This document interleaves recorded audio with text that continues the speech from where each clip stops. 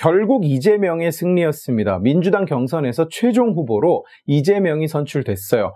이낙연 측에서 중도하차한 후보들의 표를 처리하는 방식을 두고 문제 제기를 하고 있는데 오늘 주제와는 다른 얘기라서 자세하게 설명드리지는 않겠습니다만 경선 도중에 하차한 후보들이 받은 표를 전부 무효표 처리를 하면서 전체 표의 모수가 바뀌기 때문에 끝까지 완주한 후보들이 받은 표의 비율을 왜곡하는 효과가 있는 것은 사실이에요. 이게 결과에 영향을 미치지 않으면 괜찮은데 그걸 무효표 처리하지 않을 경우에 이재명은 과반이 넘는 표를 얻지 못한 것이 되고 민주당 경선 룰상 과반을 넘은 후보가 없으면 결선 투표를 진행합니다. 대장동 화천대유 의혹이 점점 살이 붙으면서 이번 민주당의 경선 선거인단은 기존 1차, 2차에는 이재명에게 표를 몰아줬으나 3차는 반대로 이낙연에게 60%가 넘게 투표하고 이재명에게는 28%만 투표했어요. 결국 지금까지 이재명이 대세인 듯 보였지만 지금 결선 투표를 하면 전혀 상반된 결과가 나올 수 있는 상황이에요. 그래서 이낙연 측이 문제 제기를 적극적으로 하고 나선 겁니다. 이건 저라도 문제 제기를 했을 거예요. 그러나 문재인이 이재명에게 축하 메시지를 보내면서 마치 이재명을 세자로 책봉하는 듯한 모양새를 보여주고 이에 송영길이나 김어준이 호응을 하면서 이낙연이 구제받을 길은 사실상 거의 막힌 듯이 보입니다. 원래 저쪽 지지자들은 자기 의견이 딱히 없어요. 그냥 김어준이 시키는 대로 자기 의견을 정하는 경향이 있기 때문에 문재인이 받아들이고 김어준이 불가능이라고 말한 이상 저쪽 사람들은 다 같이 불가능을 복창하면서 이낙연을 묻어버리는 쪽으로 갈 겁니다. 지금껏 이재명을 주제로 한 영상을 많이 찍었습니다만 이제 대선 후보 이재명을 주제로 더 많은 이야기를 하게 될 거예요. 오늘은 이재명이 대선 후보가 되고 한 첫 연설, 후보 수락 연설을 이야기하려고 합니다. 이재명이 어떤 인간인지는 우리 모두가 이미 알고 있어요. 그러나 이재명은 늘 기대를 크게 뛰어넘는 깜짝 놀랄 소리를 해서 정상인들을 경악시킵니다. 이번 수락 연설은 이재명이 만들어갈 세상을 짧게 보여주는 예고편, 마치 티저 영상 같은 내용이었어요. 이럴 거라고 생각은 했지만 이 정도일 줄은 몰랐다. 이 말이 걸맞는 이번 연설에서 이재명의 철학을 알 수 있는 세 가지 포인트를 정리해보죠. 첫째, 불로소득을 없애겠다는 거예요.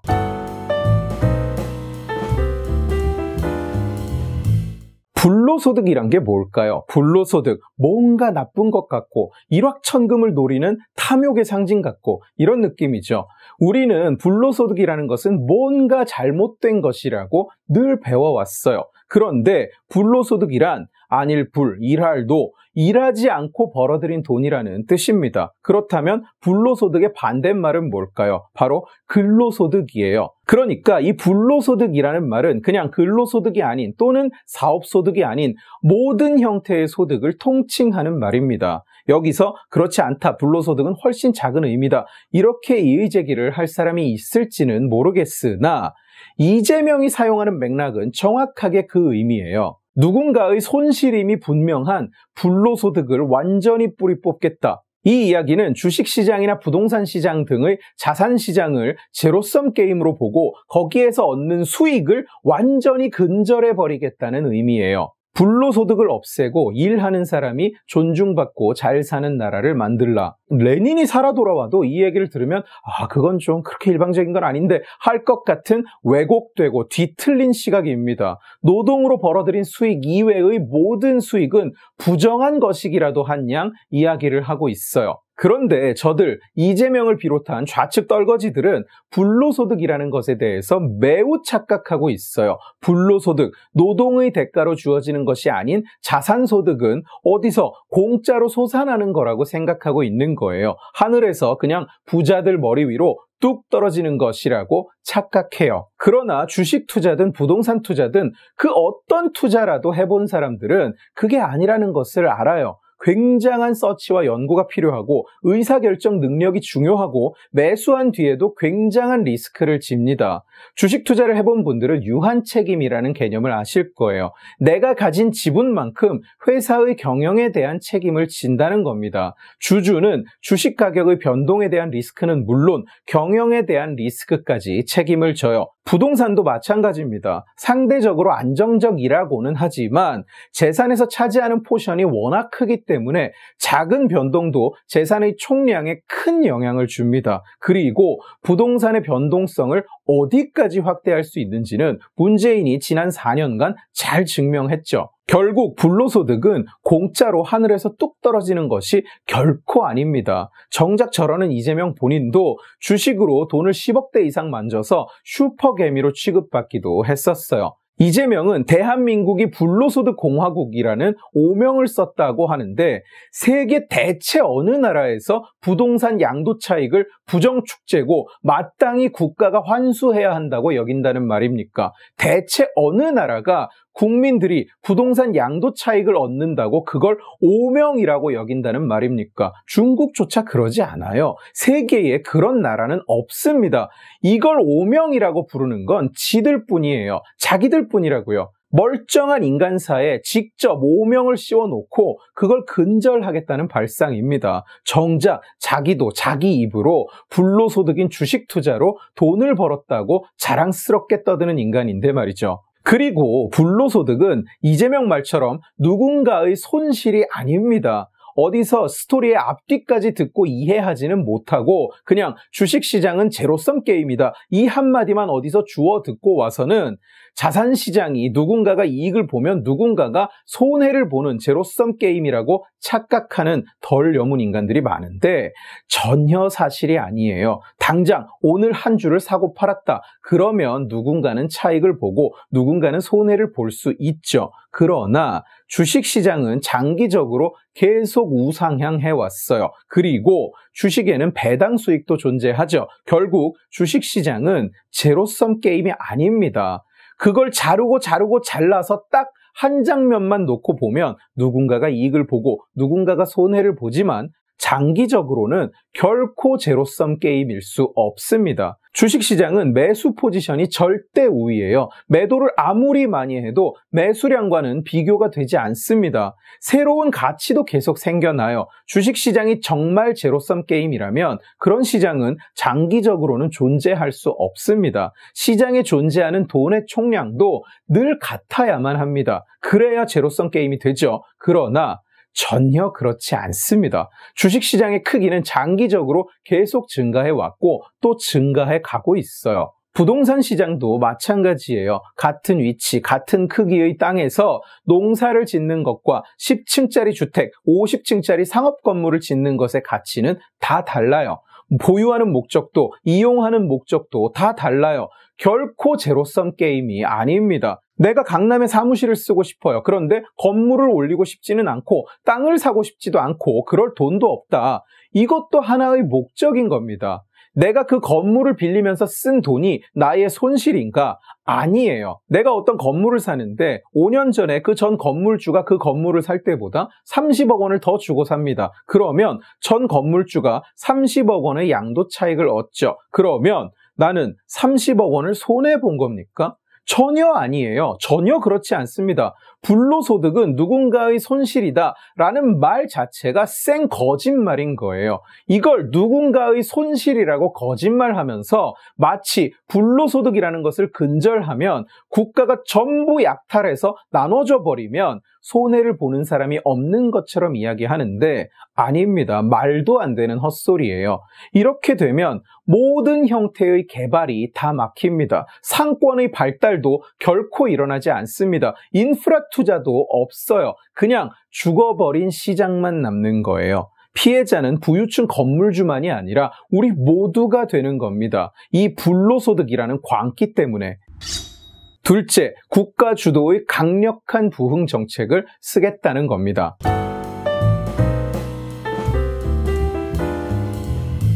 이재명은 이 연설에서 자기가 국가 주도의 강력한 경제 부흥책으로 경제 성장률 그래프를 우상향으로 바꾸겠다고 천명했어요. 그러면서 예시로 든 것이 루즈벨트입니다. 루즈벨트가 좌파 정책으로 대공황을 이겨냈다면서 자기도 좌파 정책으로 경제를 성장시키겠다는 얘기예요. 루즈벨트는 대공황이 한창이던 시기에 미국 대통령이 됐습니다. 대공황을 극복하는 방안으로 시장에 대한 정부의 폭넓은 개입을 통한 위기 극복 정책을 가지고 나왔던 사람이에요. 기본 자본주의의 수정된 형태라는 의미에서 이때 채택됐었던 정책 기조를 수정자본주의라고 칭합니다. 좌측 애들이랑 얘기하다 보면 걔들이 그게 뭔지도 모르면서 전가의 보도처럼 휘둘러대는 것이 바로 수정자본주의예요. 그런데 이재명의 루즈벨트 인용은 두 가지 면에서 틀렸습니다. 루즈벨트의 뉴딜 정책 자체가 위기 극복 플랜이지 장기적인 성장 계획이 아니에요. 루즈벨트처럼 정부의 개입으로 경제 성장률을 우상향시키겠다는 얘기는 뉴딜이 뭔지, 대공황이 어떻게 극복됐는지 이해를 못하고 막 떠드는 얘기입니다. 그리고 뉴딜 정책의 핵심은 은행을 통한 유동성 공급, 대규모 인프라 투자, 빈민에 대한 사회보장과 선별적 복지, 과잉 생산의 제한, 금주법 폐지를 통한 로컬 단위의 자율적인 경제 부흥 등 이재명이 말하는 식의 돈을 왕창 걷어서 나라가 뿌리겠다는 식의 어처구니 없는 방식이 아니에요. 뉴딜 정책 자체가 케인지안 아이디어이기 때문에 이걸 좌파 정책이라고 부를 수는 있겠으나 이걸 좌파 정책이라고 부른다면 이재명이 주장하는 광란은 전혀 다른 이름으로 불려야죠. 같은 좌파 정책이라는 카테고리로 도저히 묶을 수가 없어요. 인류 역사상 정부 지출이 경제를 성장시킨 사례는 단 한 건도 없습니다. 왜냐? 정부는 생산의 주체가 아니기 때문이에요. 직할 시청자들은 이제 익숙하실 텐데 GDP는 C 플러스 I 플러스 G 플러스 NX로 이루어집니다. 민간 소비, 생산 설비 투자, 정부 지출, 순수출액의 합이에요. 민간 소비는 가계, 설비 투자는 기업, 정부 지출은 정부의 영역입니다. 간단하게 말해서 정부 지출을 극대화하면 단기적으로 GDP가 실제로 뻥튀기 되어 보여요. 문재인이 지난 4년 내내 쓰고 있는 수법입니다. 설비 투자는 두 자릿수로 줄어들고 있는데 정부 지출을 뻥튀기 시켜서 경제가 잘 돌아가고 있는 것처럼 거짓말을 하는 거죠. 그런데 정부가 생산의 주체가 아니기 때문에 G의 확대는 반드시 C와 I의 위축을 가져옵니다. 당연한 얘기죠. 정부는 돈을 어디서 만들어서 쓰느냐? 세금을 걷어서 써요. 세금은 누가 내느냐? 민간과 기업이 냅니다. 그래서 정부가 돈을 아무리 많이 쓴다고 해서 GDP를 장기적으로 우상향하게 만들 수 없는 겁니다. 인류 역사상 그런 일은 없었어요. 물리적으로 불가능해요. 이재명 밑에 있는 최백은이 말처럼 돈을 마구 찍어내서 나눠주면 어떻게 되느냐? 인플레이션율이 한없이 올라갈 테니까 어차피 실질 GDP는 떨어집니다. 경제 부흥이라는 게 그렇게 쉬웠으면 돈을 찍어서 뿌리면 그냥 부자 나라가 된다면 세계에 부자 나라가 아닌 나라가 하나도 없겠죠. 마지막 하이라이트예요. 공동체를 위해서 우리 국민이 기꺼이 불편을 감수한다.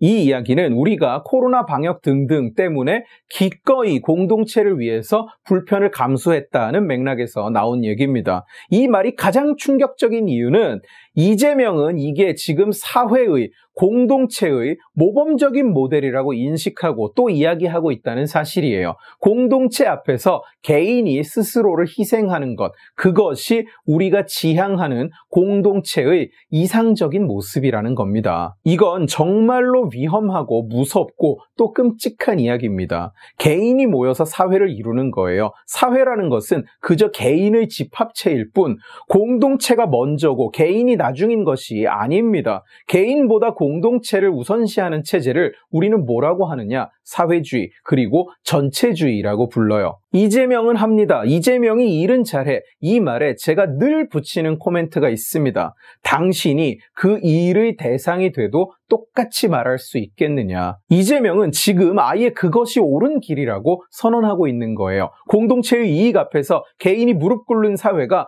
이상적이라고 선포하는 겁니다. 그것이 모범적인 사회의 모습이라고 말하고 있어요. 공동체를 위해서는 개인이 좀 희생할 수 있는 것 아니냐. 혹시 그렇게 생각하셨습니까? 자, 다시 말씀드리지만 여러분이 바로 그 희생의 대상이 돼도 똑같이 말할 수 있는지 생각을 한번 해보시고, 설사 내 자신을 희생할 의사가 있다고 한들 그 희생은 자발적이어야 해요. 그게 자유민주주의 체제에서 결코 희생할 수 없는 지상가치, 바로 개인의 자유예요. 그런데 이재명이 그놈의 일을 추진하는 과정에서 여러분은 공동체를 위한 자발적인 희생을 보셨습니까? 아니면 개인의 권리에 대한 징발과 수탈을 보셨습니까? 답은 너무나 명백해요. 기숙사에서 쫓겨나고 개인정보가 만천하에 공개되고 그 사람들이 자발적으로 자기 권리를 내놓은 것입니까? 아니었어요. 억강부약, 강자의 과도한 욕망을 절제시키겠다. 그게 과도한지 아닌지를 누가 판단합니까? 자신이에요. 이재명, 자기가 그걸 판단한다고요. 개인의 욕망이 맞는지 틀렸는지의 여부를 이재명 자신이 판단한다고요. 강자의 기준은 누가 판단합니까? 내가 약자인지 강자인지를 누가 판단합니까? 이재명이에요. 이재명 자신이 판단한다고요. 이게 이재명이 가진 공동체, 사회에 대한 비전이에요. 이재명은 이 연설에서 말합니다. 대통령이라는 한 명의 공직자가 얼마나 큰 변화를 만들어낼 수 있는지 보여주겠다.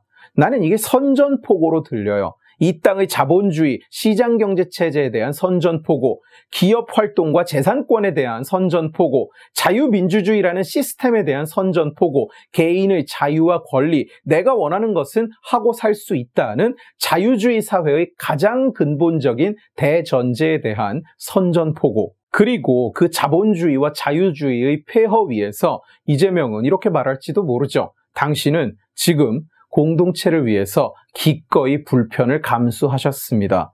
오늘 지식의 칼은 여기까지입니다. 재미있게 보셨으면 지식의 칼 채널을 구독해 주시고 이 영상을 주변에 공유해 주세요. 여러분들이 공유해 주시면 설득은 제가 하겠습니다. 고맙습니다.